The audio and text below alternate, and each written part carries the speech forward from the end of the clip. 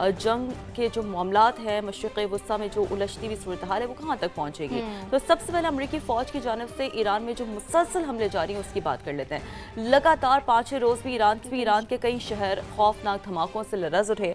अमरीकी सेंटकॉम के मुताबिक जो ताज़ा कार्रवाई की गई उसमें ईरानी कमांड सेंटर्स, फ़ज़ाई दफ़ाई तंसीबात, मीज़ाइल और ड्रोन सलाहियतों को निशाना बनाया गया।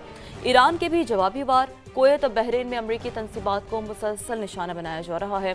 कुवैती हुकाम का 4 क्रूज मीज़ाइलों और 21 ड्रोन्स को तबाह करने का एक दावा है। सदर ट्रंप ने यह दावा किया है कि ईरान वाले जल्द शिकस्त खा जाएंगे। वो मुलाकात और तस्फिया करना चाहते हैं, देखेंगे कोई सेटलमेंट होती है या नहीं। बोले मुआहदा ना हुआ तो मामला मुकम्मल तौर पर ख़त्म कर देंगे। ये बड़ी उनकी जानिब से बार बार हम जैसे कि बात करते हैं कि उनकी जानिब से धमकियों का सिलसिला कभी भी नहीं रुकता। अमरीकी सदर ने ये धमकी दी है कि मुझे डेडलाइन देना बिल्कुल भी पसंद नहीं है, बेहतर यही है कि तेहरान अपना रवैया दुरुस्त कर ले। ट्रंप सरकार ने ईरान में ज़मीनी फ़ौज भेजने पर भी मुशावरत और सोच विचार है वो शुरू कर दी है, जबकि सिचुएशन रूम में आला मुआवनीन के साथ उन्होंने मुशावरत की है। खार्ग जजीरा जो कि बहुत ही एक इम्पॉर्टेंट हैसियत रखता है उस पर कब्जे के लिए फ़ौज उतारने पर गौर किया जा रहा है। वॉल स्ट्रीट जर्नल के मुताबिक सदर ट्रंप ने मामले पर हतमी फैसला भी नहीं किया है, लेकिन मुशावरत जारी है। सदर ट्रंप का क्या कहना है आपको सुनवा देते हैं। We're doing really well with Iran. The Islamic Republic of Iran is not happy right now. Should have been done 47 years ago. Should have been done at least during the 47-year period. And it wasn't. Other presidents didn't do what was right. They should have done it a long time ago. It would have been much easier. And they want to settle so badly. They don't like what we're doing. And they do want to settle. We'll find out whether or not we settle with them or we just finish it off.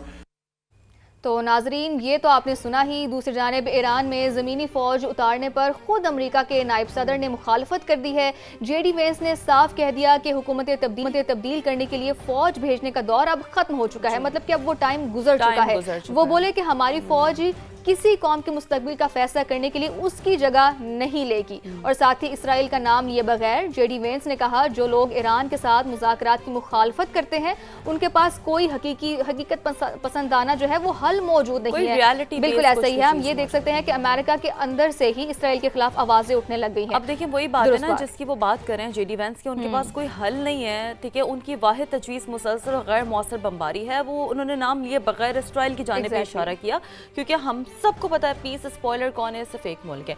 अब अमरीकी नायब सदर का ये कहना था कि इस वक्त हमारी स्ट्रेटेजिक तरजीह अपना हुर्मस को खुला रखना और तेल और गैस की आज़ादाना तरसील यकीनी बनाना है।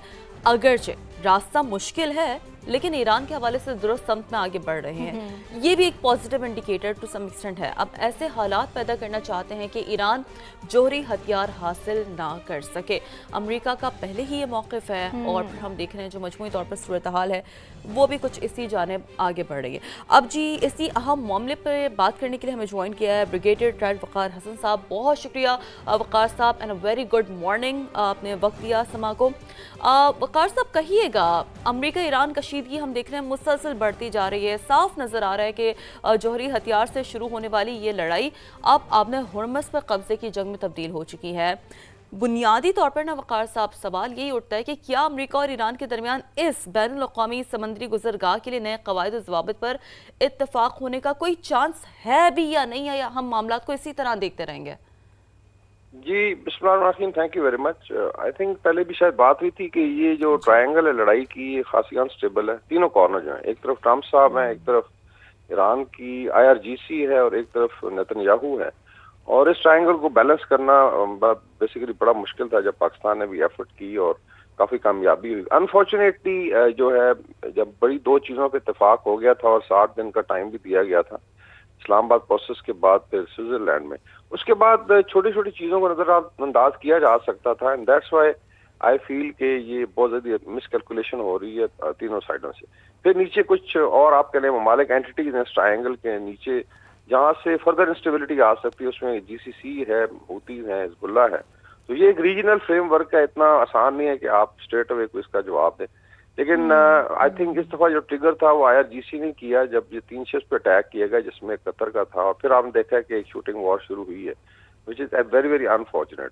अभी आई डोंट नो अमेरिका के पास कैपेसिटी है बिकॉज वो एक सुपर पावर है, डिप्लॉय कर सकते फोर्सेज اس میں امریکہ کانٹیننٹ کا تو نقصان نہیں ہو رہا ہے, واشنگٹن یا نیو یارک کا نقصان نہیں ہو رہا, وہ تو ریجن کا نقصان ہے. لیکن ادھر جو ہے I don't know how IRGC is calculating. 3 چیزیں لڑائی میں جو دیکھنے والی ہوتی ہیں, ایک تو آپ کی کیپیسٹی کتنی ہے, مٹی کی ایبلٹی, وہ ان کی اپنی کیلکولیشن ہے. دوسرا سب سے زیادہ امپورٹنٹ ہوتا ہے کہ ریجنل انوائرمنٹ کیا ہے.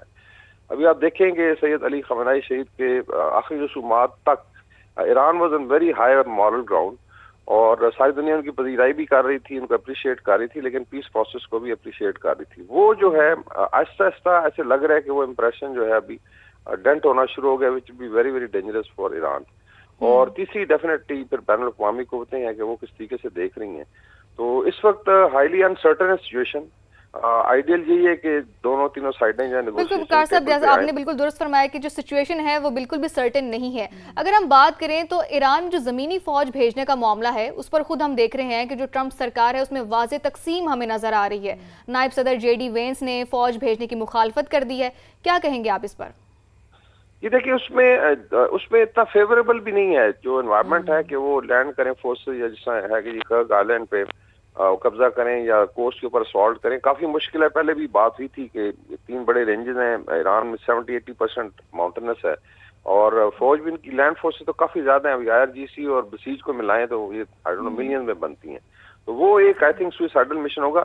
لیکن جو شوٹنگ وار ہے جس میں میزائلز اور باقی چیزیں یوز ہو رہی ہیں, اس میں میرے خیال میں ایران کا زیادہ نقصان ہو سکتا ہے. اور اگر خدا نخواستہ انفراسٹرکچر پہ اٹیک ہوتا ہے, لائک ابھی بات ہو رہی ہے پاور لائنز پہ, کل یہ پانی کے ذخیروں پہ اگر لڑائی شروع ہوتی ہے تو اس کے بعد پھر خدا نخواستہ گلف میں بھی یہ پھیل جائے گی.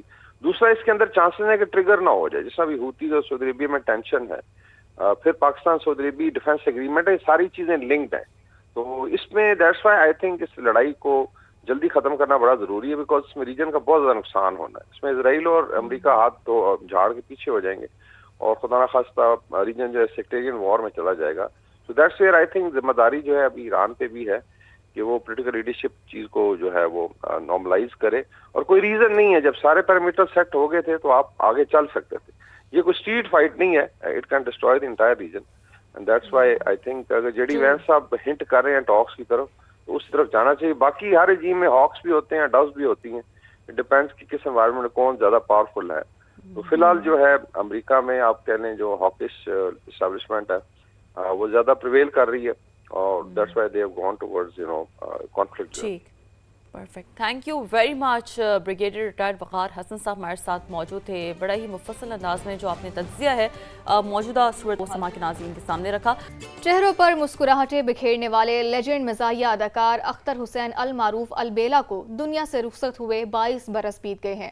ان کی لازوال اداکاری آج بھی شائقین کے دلوں میں زندہ ہے. لاہور سے رپورٹ کر رہی ہیں ویلرنگ اینڈریوز. 1941 میں گوجرا میں پیدا ہونے والے اختر حسین نے 70 کے دہائی میں اسٹیج سے اپنے فنی سفر کا آغاز کیا. جلد ہی فلموں کا رخ کیا اور منفرد مزاحیہ انداز سے پاکستانی شوبز میں اپنی الگ پہچان بنا لی.